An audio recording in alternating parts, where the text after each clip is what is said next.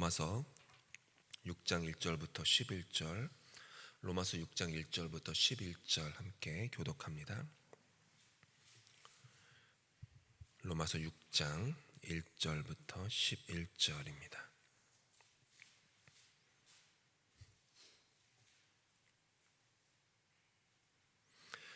그런즉 우리가 무슨 말을 하리요? 은혜를 더하게 하려고 죄에 거하겠느냐? 할 수 없느니라. 죄에 대하여 죽은 우리가 어찌 그 가운데 더 살리요? 무릇 그리스도 예수와 합하여 세례를 받은 우리는 그의 죽으심과 합하여 세례를 받은 줄을 알지 못하느냐? 그러므로 우리가 그의 죽으심과 합하여 세례를 받음으로 그와 함께 장사되었나니 이는 아버지의 영광으로 말미암아 그리스도를 죽은 자 가운데서 살리심과 같이 우리로 또한 새 생명 가운데서 행하게 하려 함이라. 만일 우리가 그의 죽으심과 같은 모양으로 연합한 자가 되었으면 또한 그의 부활과 같은 모양으로 연합한 자도 되리라. 우리가 알거니와 우리의 옛사람이 예수와 함께 십자가에 못 박힌 것은 죄의 몸이 죽어 다시는 우리가 죄에게 종노릇하지 아니하려 함이니 이는 죽은 자가 죄에서 벗어나 의롭다 하심을 얻었음이라. 만일 우리가 그리스도와 함께 죽었으면 또한 그와 함께 살 줄을 믿노니 이는 그리스도께서 죽은 자 가운데서 살아나셨음에 다시 죽지 아니하시고 사망이 다시 그를 주장하지 못할 줄을 알미로다. 그가 죽으심은 죄에 대하여 단번에 죽으시며 그가 살아계심은 하나님께 대하여 살아계심이니. 함께 읽습니다. 이와 같이 너희도 너희 자신을 대하여는 죽은 자요 주 그리스도 예수 안에서 하나님께 대하여는 살아있는 자로 여길지어다. 아멘.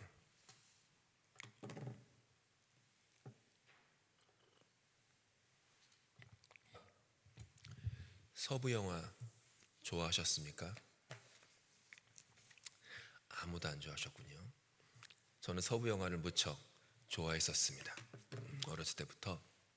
지금이야 서부 영화가 안 나오니까 그렇지만 흑백이건 칼라건 그렇게 클린트 이스트우드가 나와가지고 막 총 쏘고 존 웨인이 막 하고 이러는 거 있지 않습니까? 서부 영화를 무척 좋아했었습니다. 근데 서부 영화에 보면은 거의 언제나 나오는 장면들이 있는데 그게 뭐냐면 현상금 사냥꾼 이야기가 꼭 나옵니다. 그러면서 그 영화 기법으로 현상금 사냥꾼이 보통 이제 바에 이렇게 포스터가 붙어 있어요.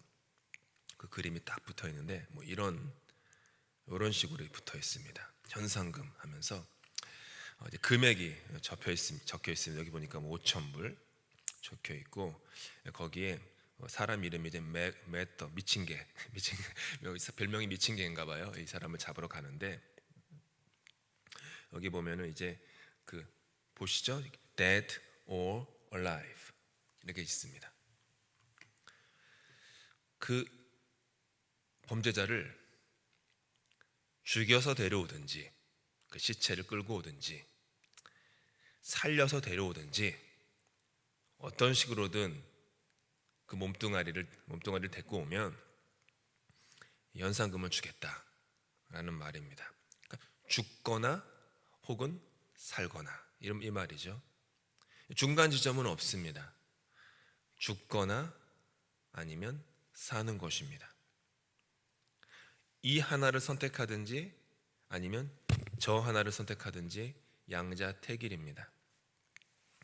여기에 내포된 뜻은 하나를 선택하면 다른 것은 거절하고 포기한다는 거죠.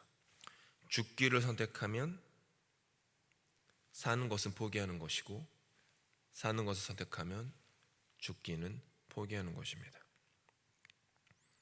그런데 우리가 방금 읽은 이 로마서에서는요, 이 서부 영어에 나오는 현상금 포스터와는 좀 다른 길을 우리에게 제시합니다. 죽거나 혹은 살거나가 아니라 죽어야 산다 라는 걸 제시해요. 죽어야 산다. 세상에서는 인생이 죽거나 혹은 살거나 양자택일이지만 하나님의 세계에서는 죽어야 산다라는 거예요.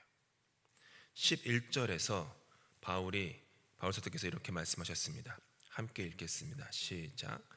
이와 같이 너희도 너희 자신을 죄에 대하여는 죽은 자요 그리스도 예수 안에서 하나님께 대하여는 살아있는 자로 여길지어다.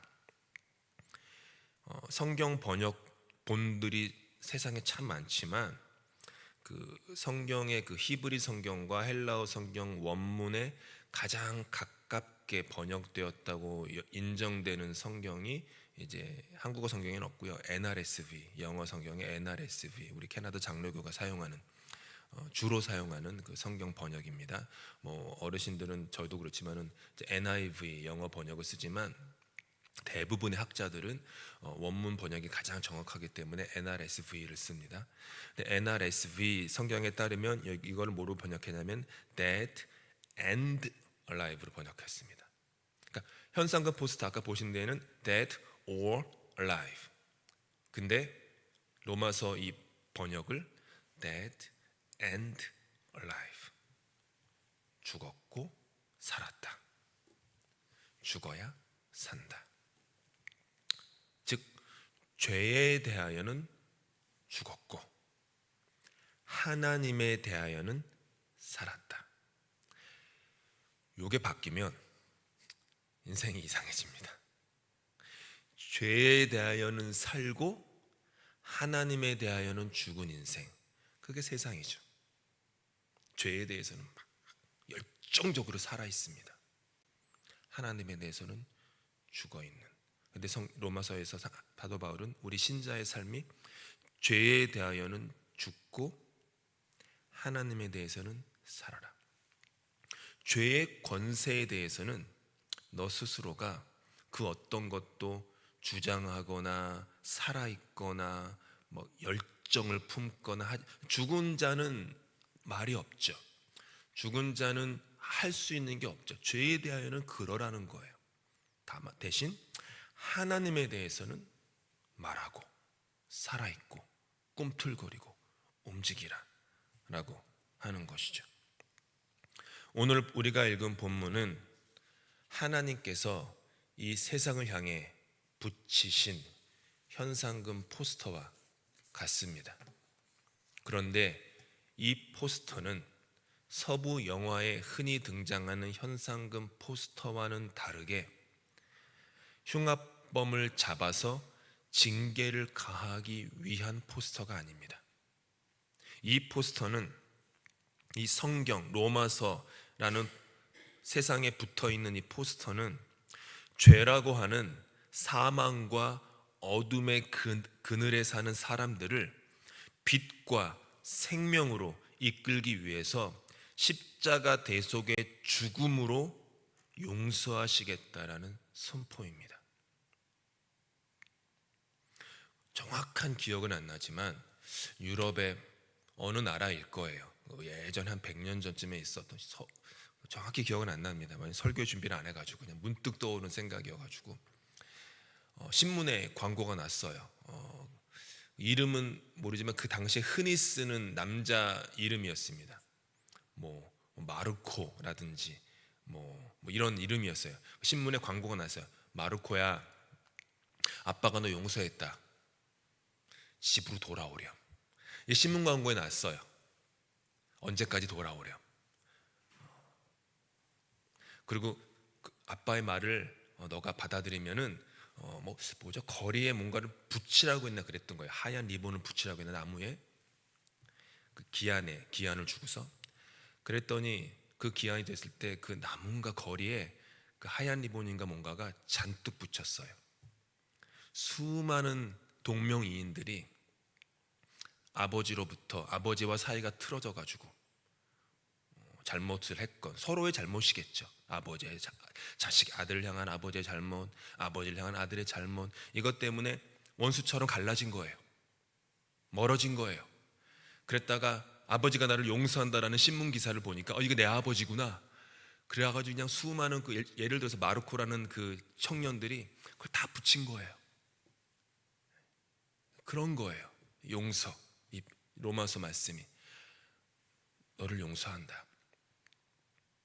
돌아와라. 세상에서는 너를 죽거나 산자로 그렇게 심판으로 데려오지만 와라. 내가 너를 용서한다. 죽어야 산다. 죽어야 산다. 우리 얼마 전에 묵상한 산제사라는 그것과 같은 맥락이에요. 바울 사도는 이렇게 일상생활에서 함께 쓰지 않는 이 두 개의 단어를 절묘하게 결합시켜가지고 신앙의 신비를 설명합니다. 산제사, 제사는 기본적으로 제물을 드리는 것인데 제물은 살아서 드리는 법이 없습니다. 제물은 죽어야 합니다. 나의 죄를 그 제물에 전가했기 때문에 죄의 삭은 사망입니다. 그렇기 때문에 그 제물이 비둘기건 양이건 소건 염소건 죽어야 하는 거예요. 피를 흘려야 되는 거예요. 배가 갈라지고 각을 떠야 되는 거예요. 피가 철철 흘러야 되는 거예요. 그게 제물입니다. 그게 제사입니다. 그런데 바울은 그것을 산제사라고, 그렇게 산제사라고 얘기합니다. 예수 십자가에 못 박혀서 제물이 되었다. 이미 너희는 죽은 자가 되었다. 근데 동시에 우리는 죽어있는 시체가 아니라 산 제물이 되어서 죄에 대해서는 죽은 자로 살고 하나님에 대해서는 산 자로 살아라. 다시 말하면 그렇게 삶을 살아라. 하루하루의 일상을 살아있는 제물로 살아라. 오늘 본문으로 보면은 하루하루의 우리의 삶을 죽어야 산다라는 마음으로 살아라. 계속해서 내 안에서 내가 막 올라와서 뭐가 막 올라오죠. 욱하고 올라오고 뭐가 올라오고 막 수많은 것들이 올라오는, 그렇게 죄에 대해서 살아있는 모습으로 살지 말고 죄에 대해서는 죽고 죄에 대해서는 너가 시체가 되어라. 하지만 하나님에 대해서는 막 심장이 뛰고 혈압이 막 맥박이 막 뛰는 그런 사람으로 살아라. 그 반대로 살지 말아라 라고 하는 것이죠.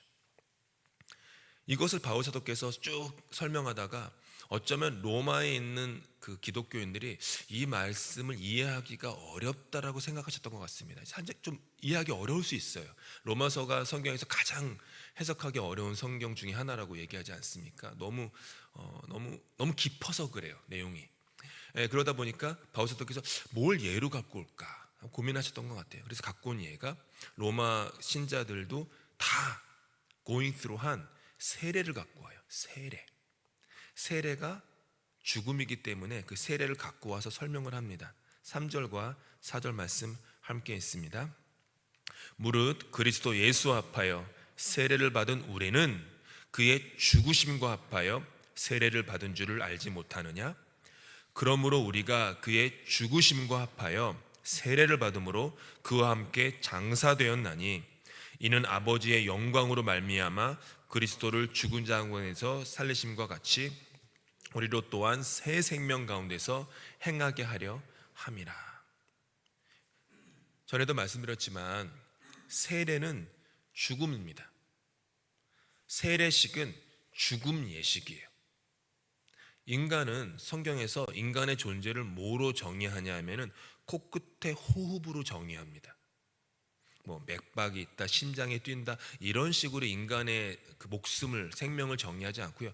여러분 나중에 집에 가서 한번 손가락 대보세요. 코끝의 호흡. 코끝의 호흡으로 인생을 정의해요.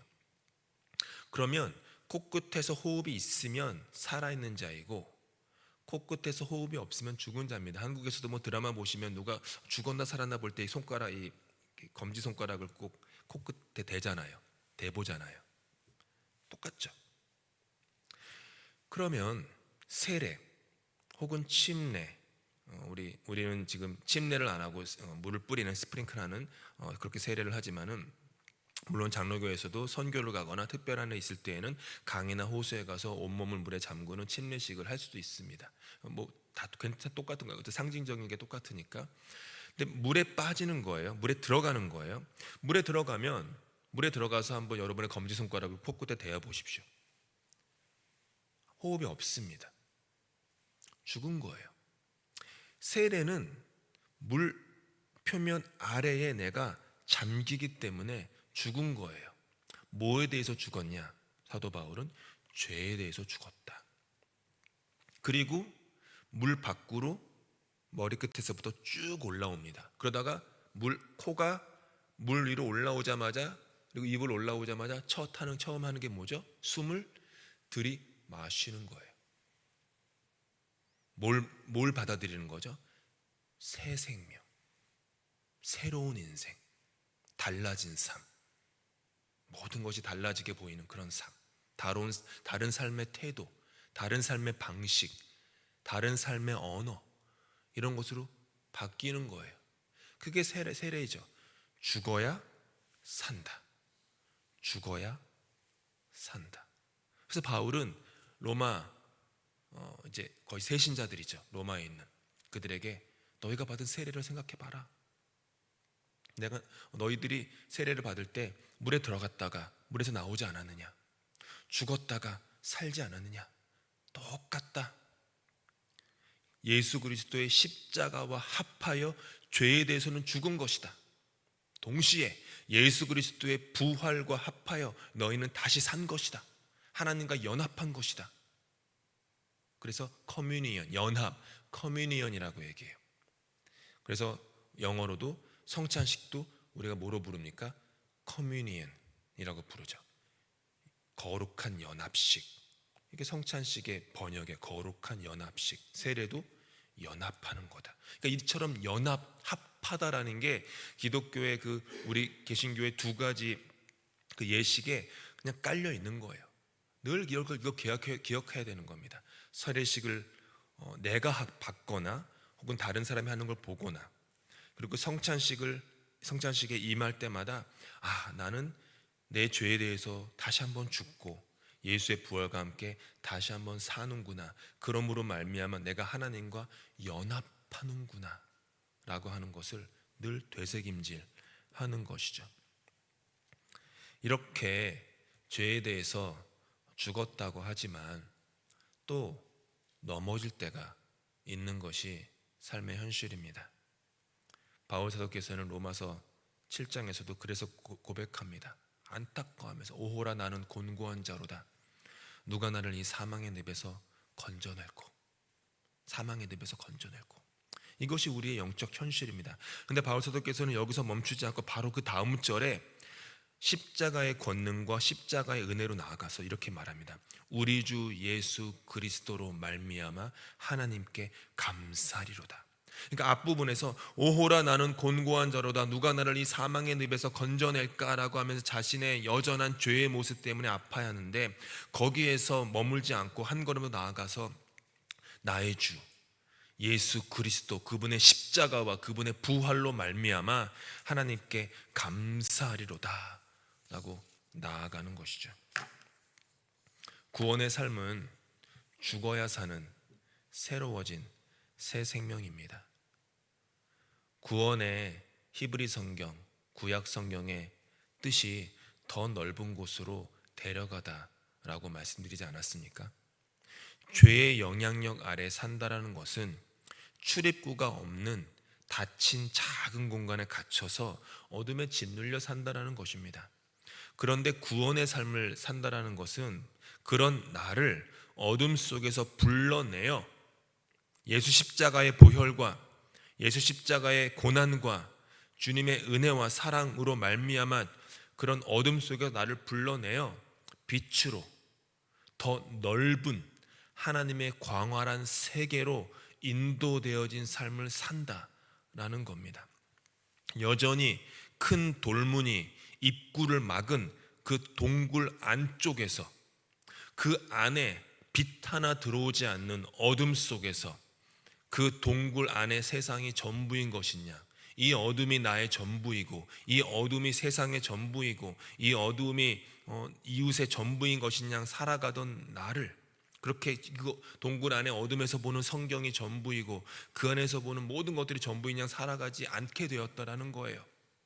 돌문이 하나님의 역사로 말미암아 굴려지고 그 안에 있던 생명이 부활하신 새 생명으로 세상을 향해 담대히 걸어 나오신 것처럼 그렇게 예수님을 닮아 하나님의 더 넓은 세계로 나아가, 즉 구원받아 하나님을 새롭게 더 깊게 이해하고 성경을 새롭게 읽고 나를 읽고 다른 사람을 읽는, 그렇게 거듭나서 깨달음이 있는 그런 삶이에요. 말씀도 예를 들면 똑같습니다. 돌문 안에 있으면요, 내가 말씀을 읽습니다. 내가 말씀을 내 눈으로 나의 것으로 읽어요. 그런데 이렇게 경험해 보셨을 거예요. 하나님의 은혜 가운데, 깨달음 가운데 깊이 침잠하게 되면 신비로운 경험을 하는데, 그게 뭐냐면은 내가 성경을 읽었는데 어느 순간부터 성경이 나를 읽어요. 그거 경험 안 해보십니까? 내가 성경책 펴놓고 누가복음 몇 장 이렇게 읽고, 이렇게 이건 마가는 누구고 누가는 누구고 야고보는 누구고 내가 그냥 읽어요. 그게 평상시에 나의 읽음이에요. 근데 깊은 구원의 읽음은 성경에서 성경이 나를 읽어요. 내가 이런 사람이었구나. 내 마음이 이렇구나. 내 인생이 이런 거였구나. 내가 이 정도면 괜찮은 줄 알고 살았는데 성경이 나를 읽으니까 아니다. 내가 문드러져 있었구나. 내가 상처받았구나. 내가 죄악 속에 있었구나. 내가 어둠 가운데 있었구나. 사실은 내가 시체처럼 살았구나. 내가 그래도 뭔가 사는 사람처럼 살았는데 아니구나. 그러니까 성경이 나를 읽는 거예요. 성경이 나를. 그러면서 성경이 나를 읽은 성경의 시선으로 나를 바라보게 되는 그런 것. 그게 구원받은 삶에서 경험하는 신비로운 체험입니다. 죽어야 사는 것을 깨닫고 날마다 새로운 구원을 사는 그런 마음, 그런 자세. 그러면 마음이 열립니다. 생각과 마음이 닫혀있지 않습니다. 조금씩 진정한 자유와 평강을 맛보며 살게 됩니다. 내가 아는 그 좁은 틀에서 벗어나서 하나님의 넓은 세상을 사모하게 됩니다. 내가 아는 게 요만큼인데 이게 다가 아니지. 하나님은 더 많이 아시는데, 하나님 뭐예요? 하나님, 제가 볼 때는 지금 제가 경험하는 이 사건이 요 정도입니다. 종이 한 장 정도로 해석이 되는데, 하나님은 하늘을 두루마리 삼고 바다를 먹물 삼아도 하나님의 그 뜻을 다 쓸 수 없다고 찬송에 고백했는데, 그러면 내가 아는 건 요 종이 한 장인데 하나님 아시는 건 뭐예요? 이렇게 나아가는 거예요. 내가 아는 요 종이의 바운더리에 내가 가둬지지 않고 하나님의 넓은 세상에서, 하나님의 마음에서 지금 내가 겪고 있는 삶의 사건을 주님, 내가 해석하기 원합니다. 나를 읽어주십시오. 나를 깨닫게 해주십시오. 나의 이 마음이 하나님 안에서 드려지게 해주십시오. 이런 마음으로 나아가는 것. 시편을 한번 곰곰이 찬찬히 읽어보시면요, 다윗이 시편을 대부분 썼는데, 다윗의 시편은 거의 대부분 그런 단어는 쓰지 않아도 밑바닥에 하나님, 나를 하나님의 넓은 세상으로 이끌어 주십시오. 계속 그 얘기예요. 처음부터까지 계속 그 얘기예요. 지금 내 원수들이 나를 공격하고 있습니다. 사방이 적들이 나를 애워싸고 있습니다. 그건 내 현실이죠. 근데 바울은 뭐라고 얘기해? 하나님, 나의 하나님이 되어 주십시오. 나로 하여금 내가 다닐 높은 곳에 다니게 해 주십시오. 하나님, 당신이 주무시는 것만 같습니다. 일어나 주십시오. 눈을 떠 주십시오. 나를 보아 주십시오.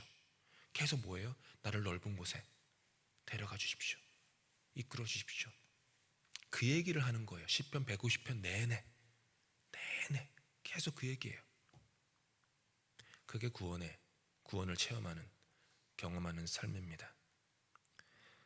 죽어야 삽니다. 사순절 보내면서 주님, 죄에 대해서는 죽게 해 주십시오. 그리고 하나님에 대해서는 산 자가 되어 예수 그리스도의 부활과 함께 연합하게 하여 주십시오. 주님이 보셨던 부활 생명의 새 세계를 나도 보게 하여 주시옵소서. 내 눈이 어두워서 지금 이것밖에 보지 못하고 있으니 주님, 내 눈을 열게 해 주십시오. 내 귀를 뚫어 주십시오.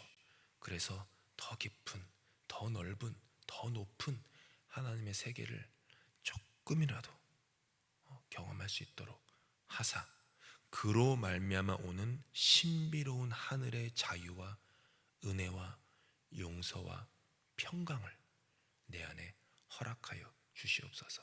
죽어야 사는 것입니다. 함께 기도하시겠습니다. 죄에 대해서는 죽고 하나님에 대해서는 살라고 하였지만 혹여 우리는 그 반대로 인생을 살고 있지는 않았는지 돌아보게 하여 주시니 감사합니다. 이 시간 다시 한번 주님께서 성경 말씀을 통하여 우리를 불러주시니 감사합니다. 죄에 대해서 죽어야 한다. 그리고 예수 그리스도 십자가 부활로 말미암아 다시 살아야 한다 라고 부르시는 주님의 음성에 우리가 응답하게 하여 주시옵소서. 지금도 내 안에서 죽어야 하는데 자꾸 살아서 나를 찌르는 그런 것들이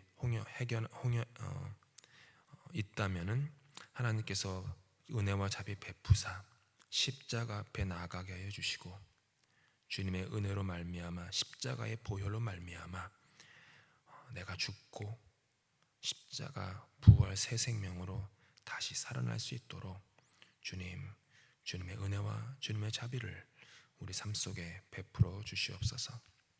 주님께서 하시는 기도로 예배 마칩니다.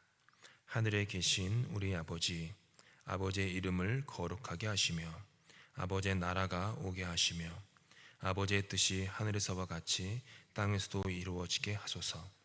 오늘 우리에게 일용할 양식을 주시고 우리가 우리에게 잘못한 사람을 용서하여 준 것 같이 우리 죄를 용서하여 주시고 우리를 시험에 빠지지 않게 하시고 악에서 구하소서. 나라와 권능과 영광이 영원히 아버지의 것입니다. 아멘.